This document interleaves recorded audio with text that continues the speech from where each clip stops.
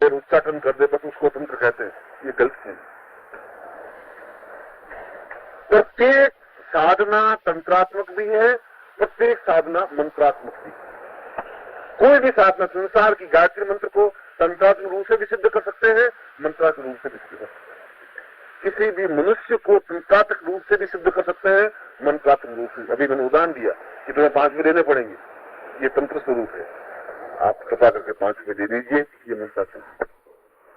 यदि गुंडा आपसे 5 रुपये छीन के ले जाता है, तंत्र स्वरूप है। भिखारी आपसे 5 रुपये मांग के ले जाता है, मंत्रात्मक स्वरूप।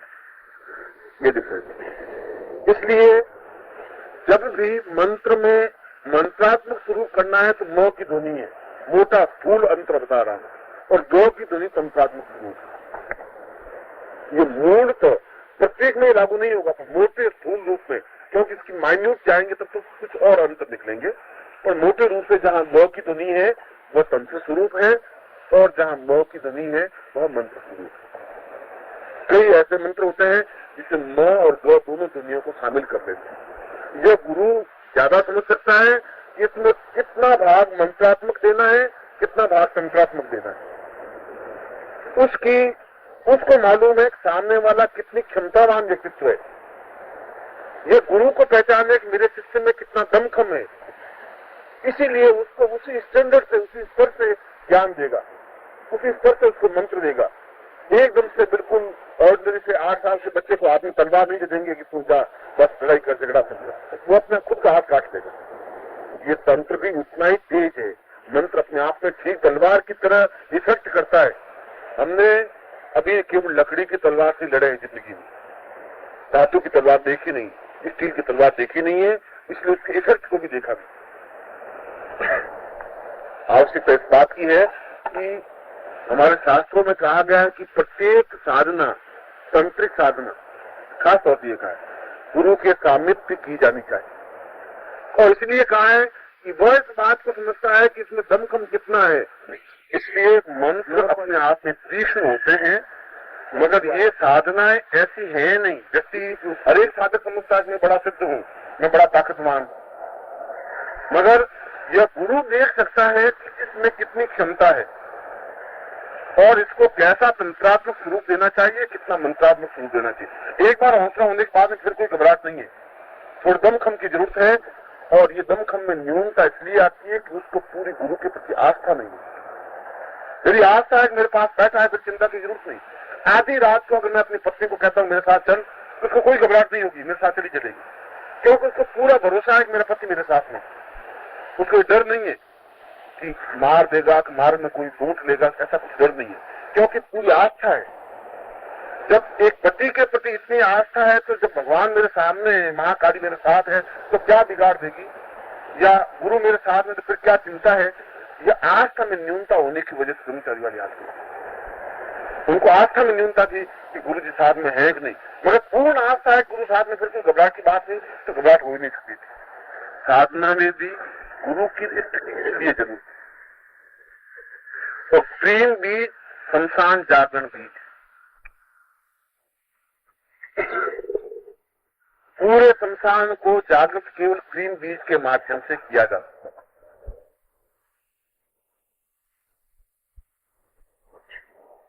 यदि आपको तीव्र जागरण करना है तो प्रीं गो शब्द बोलेंगे, प्रीं।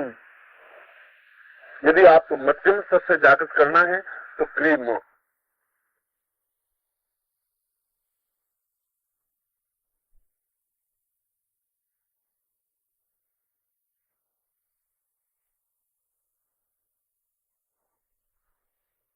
और यह संसान 2 प्रकार का होता है। एक हमारे शरीर के अंदर स्थित संसान है, एक लौकिक संसान है जहां मुर्दों को जलाया जाता है।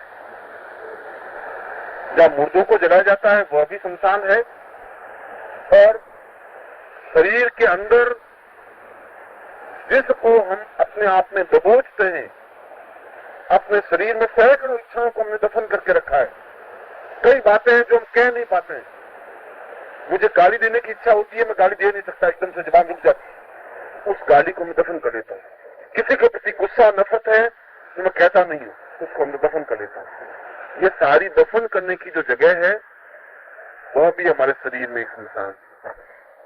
अंदर के शमशान को जागृत करने के लिए क्रीम शब्द की जरूरत है, बाहर के शमशान को जागृत करने के लिए क्रीम दो शब्द की जरूरत है।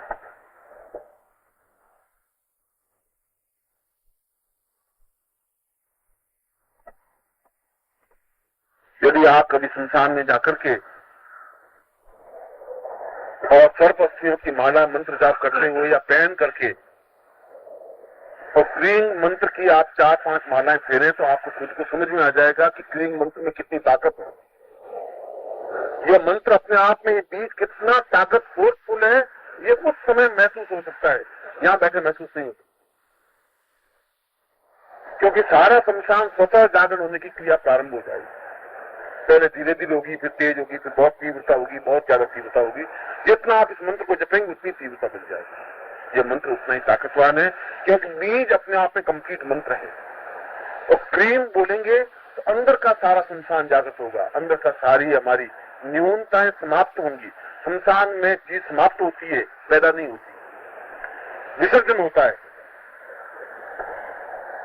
और अंदर जितनी भी हमारी कुटेव हैं, दुर्भावनाएं हैं, दुश्चिंतताएं हैं, जितनी भी हमारी न्यूनताएं हैं, वे समाप्त हों, क्योंकि वे समाप्त होंगी तो शरीर में इष्ट समाहित हो सकेगा। इसलिए उस सारी छल, झूठ, असत्य, कपट, व्यभिचार, जितना भी हमारे जीवन की न्यूनताएं, कमियां, उन सारी कमियों को समाप्त करने के लिए जिस बीज मंत्र का उपयोग किया जाता है वह क्रीम। और यह क्रीम बीज त्रिवर्गात्मक है, क्योंकि संसार में 3 लोक हैं, स्वर्गलोक, मर्त्यलोक, पाताल लोक। त्रिगुणात्मक स्वरूप है, महाकाली, महालक्ष्मी, महासरस्वती। और मनुष्य भी त्रिरूपात्मक है।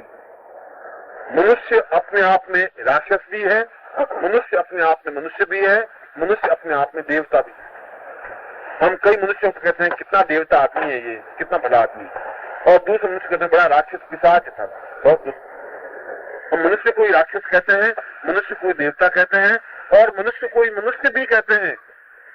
मनुष्य राक्षस भी बन सकता है, मनुष्य देवता भी बन सकता है। इसलिए मनुष्य के तीनों रूपों को पूर्णतः समन करके, तीनों रूपों को शांत करके शुद्ध रूप से साधक बनने के लिए जिस बीज मंत्र का सहारा लिया जाता है वह क्रीम बीज है। त्रिबीजात्मक क्रीम, क्रीम, क्रीम। ये तीनों क्रीम बोलने पर एक संयुक्त वर्ण बनता है। इसलिए साधक पहले पूर्णतः पवित्र और दिव्य बने, इसलिए क्रीम बीज का सहारा लिया गया। उसमें पूर्णतः देवत्व आ सके, इसलिए क्रीम बीज का सहारा लिया है। और सबसे बड़ी बात कि उस महाकाली जैसी विराट रूप को शरीर में समाहित होने के लिए शरीर तैयार हो सके, इसलिए क्रीम बीज का सहारा लिया। क्योंकि अंदर का सब कुछ भस्म जिस दिन हो जाएगा, उस संसार में जिस दिन सब कुछ समाप्त हो जाएगा, उस खाली जगह में उस महाकाली को हम स्थापित कर सकेंगे। इसलिए पूरे शरीर को चैतन्य करने की क्रिया, पूरे शरीर को एकदम समर्पित करने की क्रिया, पूरे शरीर को देवत्व बनाने की जो क्रिया, जो उसका मंत्र है वह क्रीम मंत्र। और यह क्रीम, 3 क्रीम जब एक साथ उच्चारण करेंगे तब एक मंत्र बनेगा। यद्यपि आगे पूरा मंत्र है, मगर ये 3 क्रीम भी अपने आप में कंप्लीट मंत्र है। यदि कई बार अकल सुबह प्रातः काल बैठ करके केवल क्रीम मंत्र का आप उच्चारण करें तो आप बहुत, ये भी नहीं, आप जब बहुत ज्यादा टेंशन में हो, किसी वजह से चिंता में हो, आप इस मंत्र को जाप करिए केवल 2 मिनट, 3 मिनट, 5 मिनट। आप खुद देख लीजिएगा आपको बहुत मेंटल पीस मिलेगी, अपना आप रास्ता मिल जाएगा, उस समस्या का समाधान मिल जाएगा। ये बहुत बड़ी उपलब्धि है, क्योंकि हम टेंशन में इसलिए होते हैं कि ये काम हमारे अनुकूल होगा कि प्रतिकूल होगा, ये काम ठीक होगा कि नहीं होगा, क्या होगा, और यही तनाव का कारण बनता है। लड़का बीमार होता है और टेंशन बन जाता है ठीक होगा कि नहीं होगा, बस तनाव ये है। वो बीमार है ये तनाव नहीं है, वो ठीक हो जाएगा ये तनाव नहीं है, वो दुश्चिंतता है, होगा कि नहीं होगा, लड़की की शादी होगी कि नहीं होगी, बस खत्म, होगी तो कब होगी, हो नहीं रही है, ये टेंशन, ये 100% एक शादी होगी, उसको मालूम है, माँ बाप को मालूम है शादी होगी जरूर, मगर कब होगी इसलिए तनाव, निश्चिंतता है, निश्चितता नहीं है। और यह मंत्र उस समस्या का समाधान तो नहीं कर सकता, मगर यह मंत्र आपके मानसिक तनाव को पूर्णतः समाप्त कर सकता है और रास्ता बता सकता है कि इस प्रकार से इस समस्या का समाधान हो सकता है। उच्च कोटि के साधक जब साधना में रास्ता नहीं मिलता, उनको भटक जाते हैं कि अब क्या, किस प्रकार से आगे मंत्र जाप करें, किस प्रकार से विधि करें, तो इस बीज मंत्र के द्वारा उनको आगे का रास्ता मिलता है। जब गुरु साथ में नहीं हो तो क्या किया जाए, ये मैं अब साधना में बैठ तो गया हूँ, पर ये दिया जीवनी तरफ रखूं कि बाई तरफ रखूं, छोटी सी बात। अब वहां तो गुरु है नहीं, किताब में लिखा नहीं है। इस बीज मंत्र से स्पष्ट व्याख्या हो जाएगी और उसके सामने बिंब स्पष्ट हो जाएगा कि दिया दक्षिण की तरफ रखना चाहिए, बाई की तरफ रखना चाहिए, ये काम करना चाहिए कि ये दक्षिण दिशा की मुंह करूं, उत्तर दिशा की मुंह करूं। तो छोटे छोटे प्रश्न है, मगर जीवन की जितनी भी समस्याएं हैं उन समस्याओं में रास्ता ये बता सकता है केवल ये बीज मंत्र, ग्रीन बीज मंत्र। बहुत ज्यादा तनाव, टेंशन, समस्याओं में यह पूर्ण रूप से सुरक्षा प्रदान करने वाला मंत्र है, सहायक मंत्र है, रास्ता पथ प्रदर्शक मंत्र है। इसलिए ग्रीन मंत्र को इस दक्षिण कालिका मंत्र के बीच में प्रारंभ में इसको महत्वपूर्ण मंत्र।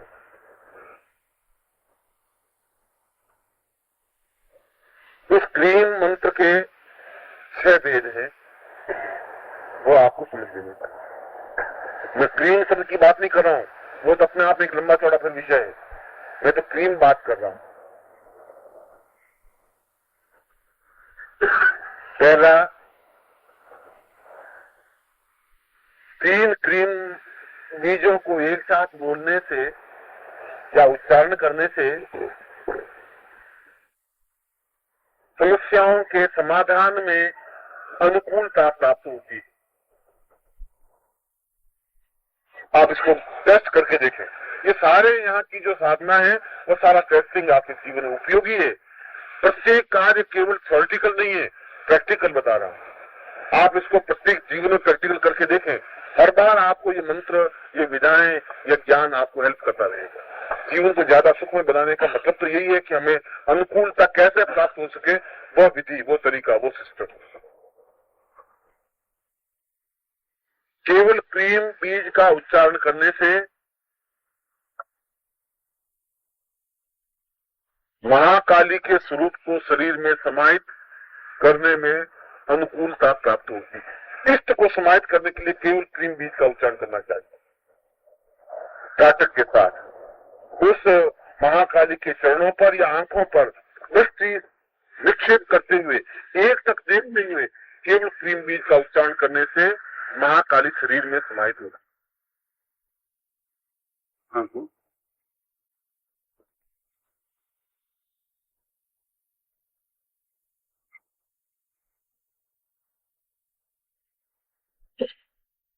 क्रीम क्रीम दो जो बीज हैं, ये दोनों बीज लक्ष्मी बीज हैं। यदि इन दोनों बीजों को जीभ पर लिखकर चंदन से या केसर से, इसके लिए एक बड़ा महत्वपूर्ण प्रयोग है कि चांदी की सलाका लेकर के